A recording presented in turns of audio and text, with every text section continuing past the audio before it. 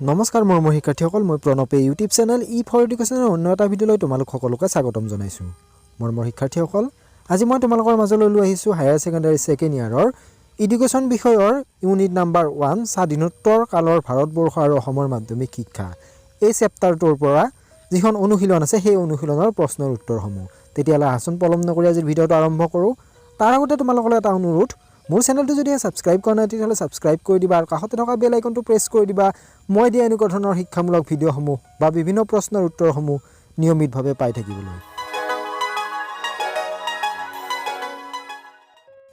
প্ৰশ্ন নম্বৰ 1, মাধ্যমিক শিক্ষা কি?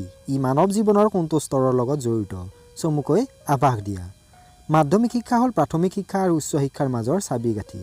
সাধাৰণতে কৈশোৰকাল বা বয়সন্ধিকালৰ বাবে যি শিক্ষা ব্যৱস্থা কৰা হয় সেই শিক্ষাকে মাধ্যমিক শিক্ষা বোলে। মাধ্যমিক শিক্ষা মানৱ জীৱনৰ তৃতীয় স্তৰ অৰ্থাৎ কৈশোৰকালৰ লগত জড়িত। শিক্ষাৰ এই স্তৰটো এটা অতি গুৰুত্বপূৰ্ণ শিক্ষাৰ স্তৰ, কিয়নো এই স্তৰটোতে ছাত্ৰ ছাত্ৰীৰ অৰ্থনৈতিক, সামাজিক, সাংস্কৃতিক, ৰাজনৈতিক, মানসিক আদি দিশৰ বিকাশ সাধনৰ সম্ভৱপৰ হয়। কুৱেশ্যন নম্বৰ 2, মাধ্যমিক শিক্ষা আয়োগে নিৰূপণ কৰি দিয়া শিক্ষাৰ লক্ষ্যবোৰৰ বিষয়ে চমুকৈ লিখা। প্ৰতিবেদনখনৰ 3য় অধ্যায়ত মুডালিয়াৰ আয়োগে নিৰূপণ কৰি দিয়া শিক্ষাৰ লক্ষ্যবোৰ তলত আলোচনা কৰা ধৰণৰ। প্ৰথম লক্ষ্যটো হৈছে গণতান্ত্ৰিক নাগৰিকত্বৰ বিকাশ। মাধ্যমিক শিক্ষা যিহেতু সৰহভাগ নাগৰিকৰ শেষ শিক্ষা হ'ব, সেয়েহে ছাত্ৰ ছাত্ৰীসকলে গণতান্ত্ৰিক ভাৰতবৰ্ষৰ প্ৰয়োজনীয়তাসমূহ পূৰণ কৰিব পৰাকৈ শিক্ষা লাভ কৰিব। গণতন্ত্ৰৰ বাবে প্ৰত্যেকজন নাগৰিকৰে কিছুমান গুণৰ দৰকাৰ। সেইবোৰ হ'ল সুস্থ চিন্তাধাৰা, সুস্থ সামাজিক সমাযোজন, সামাজিক ন্যায়, বাকপটুতা আৰু লিখনৰ স্পষ্টতা, সহনশীলতা, প্ৰকৃত দেশপ্ৰেম আদি। এই গুণসমূহৰ বিকাশ সাধন কৰাই হ'ব মাধ্যমিক শিক্ষাৰ প্ৰধান লক্ষ্য। দ্বিতীয় লক্ষ্যটো হৈছে বৃত্তিগত যোগ্যতাৰ উন্নতকৰণ। মাধ্যমিক শিক্ষা আয়োগে মাধ্যমিক শিক্ষাৰ দ্বিতীয় লক্ষ্য হ'ব ছাত্ৰ ছাত্ৰীসকলৰ বৃত্তিগত যোগ্যতাৰ বা বৃত্তিগত পাৰদৰ্শিতাৰ বৃদ্ধি কৰা, ছাত্ৰ ছাত্ৰীৰ কায়িক শ্ৰমৰ প্ৰতি শ্ৰদ্ধাভাৱ জগাই তোলা, স্বক্ৰিয়াৰ প্ৰতি সচেতন কৰি তোলা, কৰ্মতৎপৰতা বৃদ্ধি কৰা, শিল্প উদ্যোগৰ বাবে প্ৰয়োজনীয় কৌশল আয়ত্তকৰণৰ ব্যৱস্থা সুচল কৰা ইত্যাদি দিশৰ প্ৰতি মাধ্যমিক শিক্ষাই গুৰুত্ব দিব লাগিব। মাধ্যমিক শিক্ষাই ছাত্ৰ ছাত্ৰীসকলক স্বাৱলম্বী কৰি তুলিব লগতে জাতীয় অৰ্থৰ ভঁৰাল টনকিয়াল হ'ব আৰু জনসাধাৰণৰ জীৱন ধাৰণৰ মান উন্নত হ'ব। তৃতীয় লক্ষ্যটো হৈছে ব্যক্তিত্বৰ বিকাশ। মাধ্যমিক শিক্ষাৰ আন এটা লক্ষ্য হৈছে ব্যক্তিত্বৰ বিকাশ সাধন কৰা। ব্যক্তিত্বৰ পূৰ্ণ বিকাশ কৰিবলৈ হ'লে ব্যক্তিৰ শাৰীৰিক, মানসিক, আনুভূতিক, সামাজিক আৰু ব্যৱহাৰিক জ্ঞানৰ চাহিদা পূৰণ কৰিব লাগিব। চতুৰ্থ লক্ষ্যটো হৈছে নেতৃত্বৰ শিক্ষা। নেতৃত্বৰ যোগান ধৰাটো সাধাৰণতে উচ্চ শিক্ষাৰ কাম, কিন্তু বিভিন্ন সময়ত দেখা যায় যে সকলো লোকেই উচ্চ শিক্ষা গ্ৰহণ কৰিব নোৱাৰে। মাধ্যমিক শিক্ষাই ছাত্ৰ ছাত্ৰীসকলক সাহিত্য, কলা, ৰাজনীতি, উদ্যোগ, বাণিজ্য আদি ক্ষেত্ৰত নেতৃত্ব দিব পৰাকৈ শিক্ষা প্ৰদান কৰিব লাগিব। এনে নেতৃত্বৰ বিকাশৰ ক্ষেত্ৰত মাধ্যমিক শিক্ষাই স্কুলৰ ভিতৰতে সকলো ধৰণৰ সা সুবিধাৰ যোগান ধৰিব লাগিব। কুৱেশ্যন নম্বৰ 3, 1952-53 চনৰ আয়োগখনৰ সভাপতি কোন আছিল? আয়োগখনে শিক্ষাৰ লক্ষ্য কি হোৱা উচিত বুলি কৈছিল? উত্তৰটো হ'ব 1952-53 চনৰ আয়োগখনৰ সভাপতি আছিল ডক্টৰ লক্ষ্মণস্বামী মুডলিয়াৰ। আয়োগখনে শিক্ষাৰ লক্ষ্য তলত দিয়া ধৰণৰ হোৱা উচিত বুলি কৈছিল। প্ৰথম লক্ষ্যটো হৈছে গণতান্ত্ৰিক নাগৰিকত্বৰ বিকাশ, দ্বিতীয়তে বৃত্তিগত যোগ্যতাৰ উন্নীতকৰণ, তৃতীয়তে ব্যক্তিত্বৰ বিকাশ আৰু চতুৰ্থটো হৈছে নেতৃত্বৰ শিক্ষা। কুৱেশ্যন নম্বৰ 4, 1952-53 চনৰ মুডলিয়াৰ আয়োগে মাধ্যমিক পৰ্যায়ৰ শিক্ষাৰ কোনবোৰ লক্ষ্য আদৰ্শৰ কথা উল্লেখ কৰিছে লিখা। মৰমৰ ছাত্ৰ ছাত্ৰীসকল, ইয়াৰ উত্তৰটো আমি 2 নম্বৰৰ উত্তৰৰ লগত একে হ'ব, গতিকে সেইটো চালেই হ'ব বা সেইটো লিখিলেই হ'ব। প্ৰশ্ন নম্বৰ 5, মুডলিয়াৰ আয়োগে নিৰূপণ কৰা মাধ্যমিক শিক্ষাৰ লক্ষ্যবোৰ ভাৰতবৰ্ষৰ শিক্ষাৰ ক্ষেত্ৰত কাৰ্যকৰী হৈছেনে আলোচনা কৰা। মুডলিয়াৰ আয়োগে মাধ্যমিক শিক্ষাৰ লক্ষ্য 4টা উল্লেখ কৰিছে। সেইকেইটা হ'ল গণতান্ত্ৰিক নাগৰিকত্বৰ বিকাশ, বৃত্তিগত যোগ্যতাৰ উন্নতকৰণ, ব্যক্তিত্বৰ বিকাশ আৰু নেতৃত্বৰ শিক্ষা। এই লক্ষ্যকেইটা ভাৰতবৰ্ষৰ শিক্ষাৰ ক্ষেত্ৰত কাৰ্যকৰী হৈছে নে নাই এই সম্পৰ্কে আলোচনা কৰিবলৈ গ'লে আমি দেখা পাওঁ যে কিছু কিছু ক্ষেত্ৰত কাৰ্যকৰী হৈছে যদিও পূৰ্ণ ৰূপত কাৰ্যকৰী হোৱা নাই। এই ক্ষেত্ৰত আমি লক্ষ্য কেইটাৰ সফলতা আৰু বিফলতা এই দুয়োটা দিশে দেখা পাওঁ। মূলতঃ এই লক্ষ্যসমূহৰ সফল আৰু বিফল দুয়োটা দিশ সম্পৰ্কে আলোচনা কৰা হ'ল। প্ৰথমটো হৈছে গণতান্ত্ৰিক নাগৰিকত্বৰ বিকাশ। সফলতাৰ দিশসমূহ হৈছে এই দিশত আয়োগে মাধ্যমিক শিক্ষাৰ জৰিয়তে ছাত্ৰ ছাত্ৰীসকলৰ মাজত সুস্থ চিন্তাধাৰা, সুস্থ সামাজিক সমাযোজন, সামাজিক ন্যায়, বাক পটুতা আৰু লিখনৰ স্পষ্টতা, সহনশীলতা, প্ৰকৃত দেশপ্ৰেম আদি উন্নীত কৰাৰ ক্ষেত্ৰত মনোনিৱেশ কৰিছে। বিফলতা: এই দিশত দেখা যায় যে অধিকাংশ শিক্ষাৰ্থীৰ শিক্ষা গ্ৰহণৰ যান্ত্ৰিক পদ্ধতিৰ বাবে গণতান্ত্ৰিক নাগৰিকত্বৰ বিকাশৰ গুণসমূহৰ সম্পূৰ্ণ বিকাশ হোৱা নাই। দ্বিতীয় লক্ষ্যটো হৈছে বৃত্তিগত যোগ্যতাৰ উন্নতকৰণ। সফল: মাধ্যমিক শিক্ষা আয়োগে ছাত্ৰ ছাত্ৰীসকলক হাতৰ কাম আৰু উৎপাদনমূলক কৰ্মৰ জৰিয়তে শ্ৰমৰ প্ৰতি মানসিকতা গঢ়ি তোলা, কৰ্মতৎপৰতা বৃদ্ধি কৰা, শিল্প উদ্যোগৰ বাবে প্ৰয়োজনীয় কৌশল আয়ত্ত কৰা আদিৰ দিশত ছাত্ৰ ছাত্ৰীসকলক সুবিধা কৰি দিছে। বিফল: এই দিশত নিম্নমানহে সফল হৈছে, কাৰণ বৃত্তিমুখী শিক্ষাসমূহত ব্যৱহাৰিক দিশতকৈ তাত্ত্বিক বা লিখনিতহে অধিক গুৰুত্ব আৰোপ কৰিছে। তৃতীয় লক্ষ্যটো হৈছে ব্যক্তিত্বৰ বিকাশ।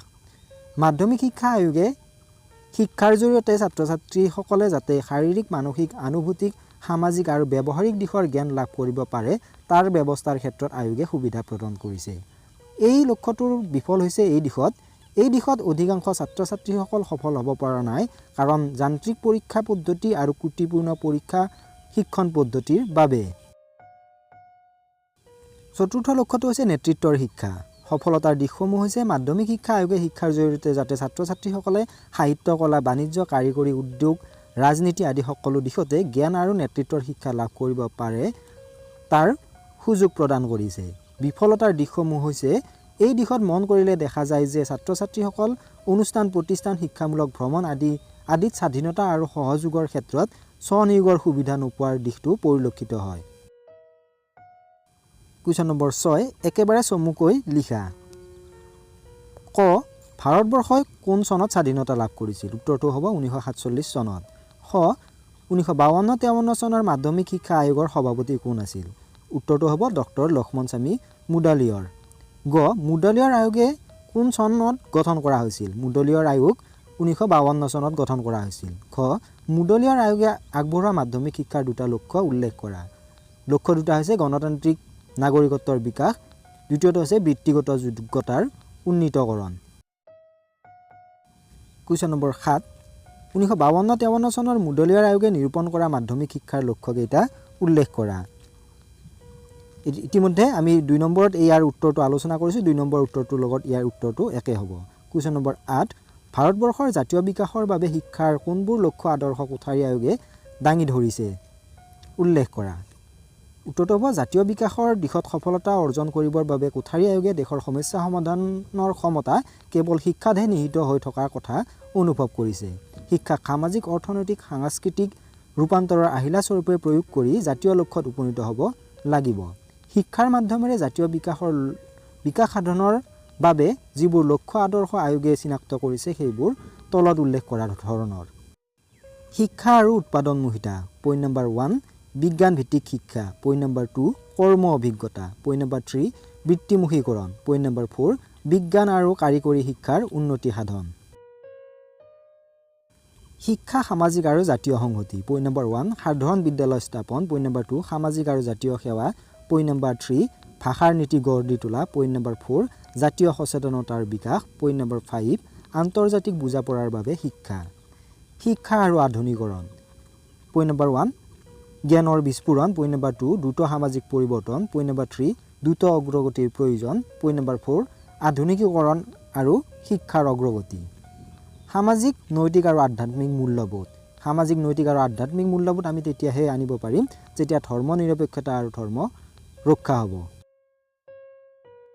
কুৱেশ্যন নম্বৰ 9, 1964-66 চনৰ কোঠাৰী আয়োগে ভাৰতৰ শিক্ষাৰ গাঁথনি প্ৰক্ৰিয়া সম্বন্ধে কি পৰামৰ্শ দিছে বৰ্ণনা কৰা। ভাৰতবৰ্ষৰ স্কুলীয়া শিক্ষাৰ বিভিন্ন পৰ্যায়ৰ গাঁথনিক ব্যৱস্থা সম্বন্ধে কোঠাৰী আয়োগে তলত দিয়া ধৰণে পৰামৰ্শ আগবঢ়াইছে। ক. হাইস্কুল পৰ্যায়ত। পইণ্ট নম্বৰ 1, 7 পৰা 8 বছৰ প্ৰাথমিক পৰ্যায়ৰ আৰু 2 বা 3 বছৰ নিম্ন মাধ্যমিক পৰ্যায়কে ধৰি প্ৰথম 10 বছৰৰ স্কুলীয়া শিক্ষাই কোনো পৃথকীকৰণ নকৰাকৈ সাধাৰণ শিক্ষাৰ পাঠ্যক্ৰম প্ৰদান কৰিব। পইণ্ট নম্বৰ 2, য'ত সম্ভৱ হয় তাত প্ৰাথমিক শিক্ষাৰ পূৰ্বে 1 বছৰৰ পৰা 3 বছৰলৈকে প্ৰাথমিক শিক্ষা দিয়া হ'ব। পইণ্ট নম্বৰ 3, প্ৰাথমিক স্কুলৰ প্ৰথম শ্ৰেণীৰ প্ৰৱেশৰ বয়স সাধাৰণতে 6 বছৰৰ কম হ'ব নোৱাৰিব।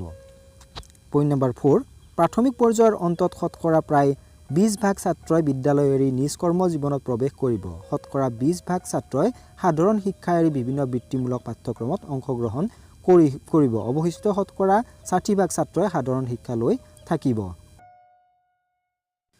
পইণ্ট নম্বৰ 5, 10 বছৰীয়া স্কুলীয়া শিক্ষাৰ অন্তত বহি পৰীক্ষা অনুষ্ঠিত কৰা হ'ব। পইণ্ট নম্বৰ 6, 10 বছৰীয়া শিক্ষাৰ অন্তত শিক্ষাৰ মানদণ্ড সৰ্বভাৰতীয় পৰ্যায়ৰ কৰি তোলা হ'ব। পইণ্ট নম্বৰ 7, 10 বছৰীয়া স্কুলীয়া শিক্ষাৰ শেষত শতকৰা প্ৰায় 40% ছাত্ৰই কৰ্মজীৱনত প্ৰৱেশ কৰিব। শতকৰা প্ৰায় 30% ছাত্ৰই বৃত্তিমূলক শিক্ষাত প্ৰৱেশ কৰিব। এই কাল হ'ব 1 বছৰৰ পৰা 3 বছৰ আৰু শতকৰা 30% ছাত্ৰই সাধাৰণ শিক্ষাত প্ৰৱেশ কৰিব। তেওঁলোকৰ শিক্ষাকাল হ'ব 2 বছৰ। উচ্চতৰ মাধ্যমিক স্তৰ। পইণ্ট নম্বৰ 1, পূৰ্বৰ 9ম শ্ৰেণীৰ শিক্ষা শাখাকৰণ কৰাৰ কাৰ্যটো পৰিহাৰ কৰিব লাগে। 10ম শ্ৰেণীলৈকে পাঠ্যক্ৰমৰ বিশেষীকৰণৰ বিষয়ে কোনো প্ৰচেষ্টা চলাব নালাগে। পাঠ্যক্ৰম পুনৰ গঠন কৰাৰ ব্যৱস্থা কৰিব লাগে। পইণ্ট নম্বৰ 2, প্ৰতিখন হাইস্কুলক উচ্চতৰ মাধ্যমিক পৰ্যায়লৈ উন্নীত কৰাৰ ভাৱধাৰা ত্যাগ কৰিব লাগে। পইণ্ট নম্বৰ 3, কোঠাৰী আয়োগে মাধ্যমিক স্কুল 2 ধৰণৰ হোৱাটো বিচাৰে। প্ৰথমবিধ হ'ব 10 বছৰীয়া পাঠ্যক্ৰমৰ শিক্ষা দিয়া হাইস্কুল আৰু দ্বিতীয়বিধ হ'ব 12 বছৰীয়া পাঠ্যক্ৰমৰ শিক্ষা দিয়া উচ্চতৰ মাধ্যমিক স্কুল। পইণ্ট নম্বৰ 4, মাধ্যমিক স্কুলৰ মুঠ সংখ্যাৰ 4/1 উচ্চ স্তৰৰ মাধ্যমিক পৰ্যায়লৈ উন্নীতকৰণ কৰিব পাৰিলেই হ'ব। সেই ব্যৱস্থাটো প্ৰাক বিশ্ববিদ্যালয়ৰ প্ৰয়োজন পূৰণ কৰিব পাৰিব বুলি আয়োগে আশা কৰিছে। পইণ্ট নম্বৰ 5, উচ্চতৰ মাধ্যমিক শিক্ষানুষ্ঠানসমূহৰ পৰিসৰ বহল হ'ব লাগে। ইয়াক কেন্দ্ৰীয়ভাৱে কৰিব লাগে আৰু গাঁও আৰু নগৰ উভয় অঞ্চলতে সমভাৱে স্থাপন কৰিব লাগে। পইণ্ট নম্বৰ 6, কোনো অনুষ্ঠান একেবাৰে সৰু হ'লে মিতব্যয়ী ধৰণৰ নহ'লে আৰু মান উন্নত নহ'লে তাক পুনৰ হাইস্কুললৈ ৰূপান্তৰিত কৰিব লাগে। পইণ্ট নম্বৰ 7, 9ম আৰু 10ম শ্ৰেণীৰ শিক্ষা 10 বছৰীয়া সাধাৰণ শিক্ষাত অন্তৰ্ভুক্ত কৰিব লাগে।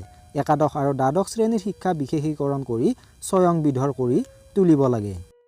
পইণ্ট নম্বৰ 8, 10 বছৰীয়া সাধাৰণ শিক্ষাৰ অন্ত পেলাবলৈ 10ম শ্ৰেণীৰ অন্তত বহি পৰীক্ষা অনুষ্ঠিত কৰিব লাগে। প্ৰাক বিশ্ববিদ্যালয় স্তৰৰ স্থানান্তৰকৰণ। পইণ্ট নম্বৰ 1, প্ৰাক বিশ্ববিদ্যালয় আৰু ইণ্টাৰমিডিয়েট শিক্ষাৰ স্তৰটো কলেজ আৰু বিশ্ববিদ্যালয়ৰ পৰা স্কুললৈ স্থানান্তৰ কৰাৰ দায়িত্ব বিশ্ববিদ্যালয় অনুদান আয়োগে ল'ব লাগে। পইণ্ট নম্বৰ 2, এনে কাৰ্য পৰ্যায়ক্ৰমে অহা 10 বছৰৰ ভিতৰত সম্পাদন কৰিব লাগে। পইণ্ট নম্বৰ 3, চতুৰ্থ পৰিকল্পনাৰ পিছতে প্ৰাক বিশ্ববিদ্যালয় অথবা ইণ্টাৰমিডিয়েট পৰ্যায়ৰ অনুষ্ঠান নতুনকৈ খোলাৰ অনুমতি ল'ব নালাগে। পঞ্চম পৰিকল্পনাৰ শেষত ইয়াক সম্পূৰ্ণৰূপে বন্ধ কৰিব লাগে। পইণ্ট নম্বৰ 4, ইয়াৰ লগে লগে কিছুমান নিৰ্বাচিত স্কুলত উচ্চতৰ মাধ্যমিক শ্ৰেণী খোলাৰ ব্যৱস্থা হাতত ল'ব লাগে। ৰাজ্যিক শিক্ষা বিভাগটোৱে ইয়াৰ দায়িত্ব ল'ব লাগে। লগতে প্ৰয়োজনীয় অৰ্থ সাহায্য দিয়াৰ ব্যৱস্থা কৰিব লাগে। পইণ্ট নম্বৰ 5, উচ্চতৰ মাধ্যমিক পৰ্যায়টোৰ দায়িত্ব গ্ৰহণ কৰিব পৰাকৈ মাধ্যমিক শিক্ষা পৰিষদবোৰ পুনৰ গঠন কৰিব লাগে। কুৱেশ্যন নম্বৰ 10, কোঠাৰী আয়োগৰ উদ্দেশ্যসমূহ কি কি? আয়োগৰ পৰামৰ্শ অনুসৰি শিক্ষাৰ গাঁথনি কেনেকুৱা? কোঠাৰী আয়োগৰ লক্ষ্য আৰু উদ্দেশ্যসমূহ তলত উল্লেখ কৰা ধৰণৰ। প্ৰথমটো হৈছে শিক্ষা আৰু উৎপাদনমুখিতা, দ্বিতীয়টো হৈছে শিক্ষা সামাজিক আৰু জাতীয় সংহতি, তৃতীয়টো শিক্ষা আৰু আধুনিকীকৰণ, চতুৰ্থটো সামাজিক নৈতিক আৰু আধ্যাত্মিক মূল্যবোধ। 1952-53 চনৰ মাধ্যমিক শিক্ষা আয়োগে দিয়া স্কুলীয়া শিক্ষাৰ সাংগঠনিক ব্যৱস্থাৰ বিষয়টো কোঠাৰী আয়োগে কিছু সংশোধন কৰে। 1964-66 চনৰ কোঠাৰী আয়োগে স্কুলীয়া শিক্ষাৰ গাঁথনিটো 10+2+3 হ'ব লাগে বুলি পৰামৰ্শ আগবঢ়ায়। ইয়াৰে প্ৰথম 10 বছৰ হ'ব স্কুলীয়া শিক্ষা, য'ত প্ৰথম 5 বছৰ হ'ব নিম্ন প্ৰাথমিক বা LP, 3 বছৰ হ'ব উচ্চ প্ৰাথমিক বা UP আৰু 2 বছৰ হ'ব হাইস্কুলীয়া শিক্ষা। +2 হ'ব 2 বছৰীয়া উচ্চতৰ মাধ্যমিক শিক্ষা আৰু +3 হ'ব স্নাতক পৰ্যায়ৰ শিক্ষা বা কলেজ লেভেল।